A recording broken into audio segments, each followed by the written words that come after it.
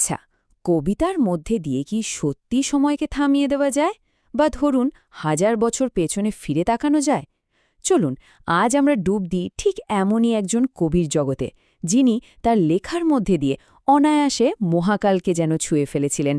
আজ আমরা জীবনানন্দ দাশকে নিয়ে কথা বলবো।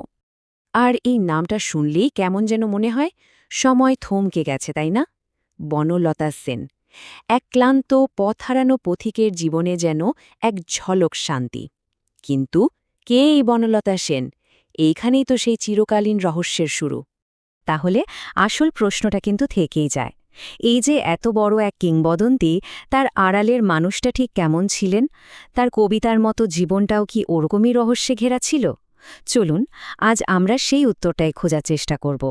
জীবনানন্দের কবিতার অন্যতম আশ্চর্য একটা দিক হল তার এই ইতিহাস চেতনা।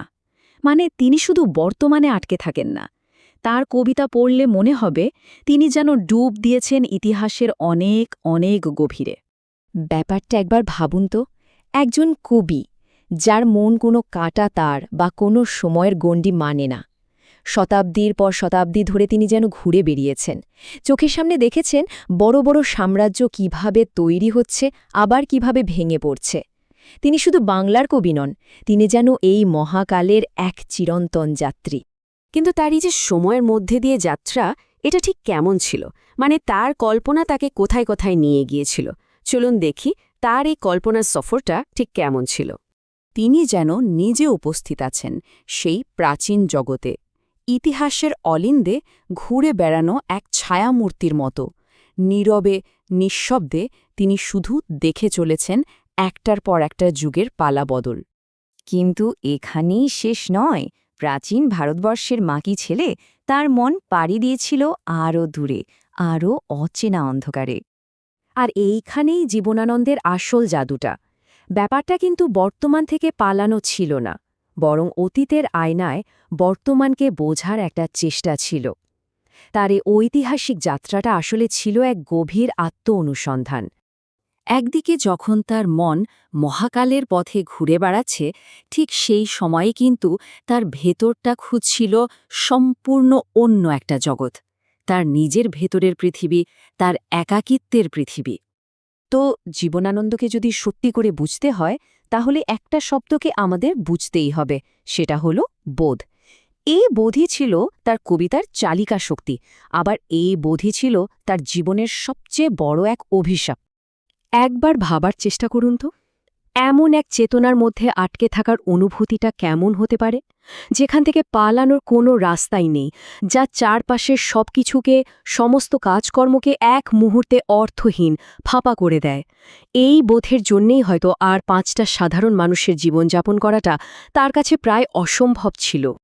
কিন্তু এই যে এত গভীর চেতনার একজন মানুষ, বাস্তবে তার জীবনটা কেমন ছিল?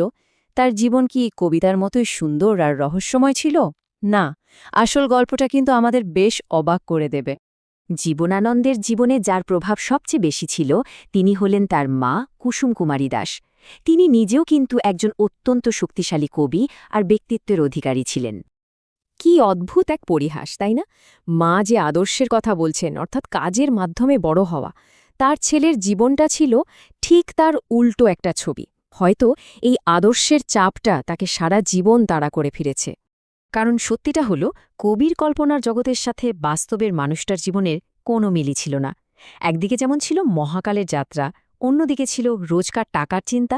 একদিকে বনলতা সেনের খোঁজ, আর অন্যদিকে ছিল এক তিক্ত অসুখী দাম্পত্য জীবন।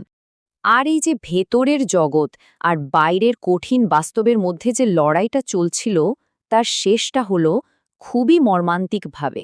সময়টা ছিল 1954 সালের অক্টোবর মাস।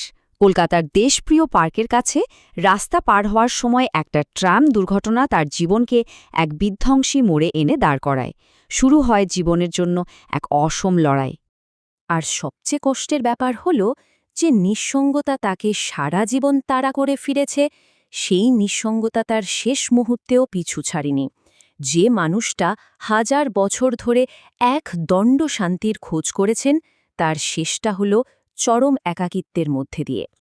আর এভাবেই শেষ হল সেই 1000 বছরের পথ চলা। তার যাত্রাটা তো শেষ হলো, কিন্তু তিনি আমাদের সবার জন্য রেখে গেলেন এক অপার সৌন্দর্যের জগৎ। আর তার সাথে রেখে গেলেন এক চিরন্তন প্রশ্ন, যে শান্তির খোঁজে তিনি আজীবন ঘুরে বেরিয়েছেন, সেই শান্তি কি তিনি শেষ পর্যন্ত খুঁজে পেয়েছিলেন?